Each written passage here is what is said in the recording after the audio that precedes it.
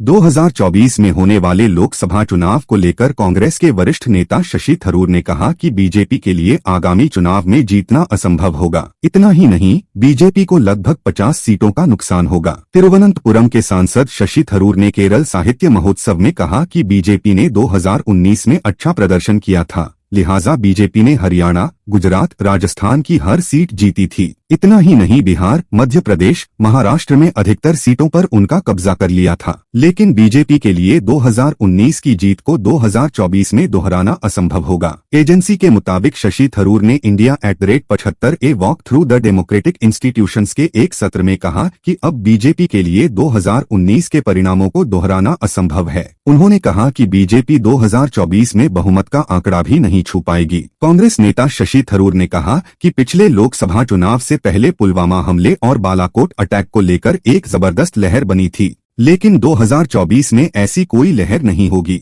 थरूर ने ये भी कहा कि बीजेपी को 2024 में 50 सीटों का नुकसान होगा। इस दौरान जब शशि थरूर से ये पूछा गया कि क्या विपक्षी पार्टियां एकजुट रहेंगी, तो उन्होंने कहा कि फिलहाल इस बारे में कुछ भी कहना असंभव है। 2019 के लोकसभा चुनावों में भाजपा ने 543 में से 303 सीटें जीतीं, जबकि कांग्रेस केवल 52 ही जीत पाई थी। आजादी के 75 साल बाद भारत के सामने आने वाली चुनौतियों के बारे में बात करते हुए थरूर ने कहा कि लोकतंत्र में वंशवाद एक चुनौती है। उन्होंने कहा कि उनकी पार्टी पर निशाना साधने वाले लोगों को अपने चारों तरफ देखना चाहिए। उन्होंने कहा कि हर पार्टी में वंशवादी राजनीति है। शशि थरूर ने कहा कि जब हम उंगली उठाते हैं और कहते हैं कि कांग्रेस में वंशवाद है, तो आप देश में चारों तरफ देखिए। उन्होंने उदाहरण देते हुए कहा कि मुलायम सिंह यादव, लालू प्रसाद यादव, करुणानिधि, बाल ठाकरे, शरद पवार के उत्तराधिकारी भी राजनीति में हैं। इनमें से कोई किसी का बेटा है तो कोई किसी का भतीजा।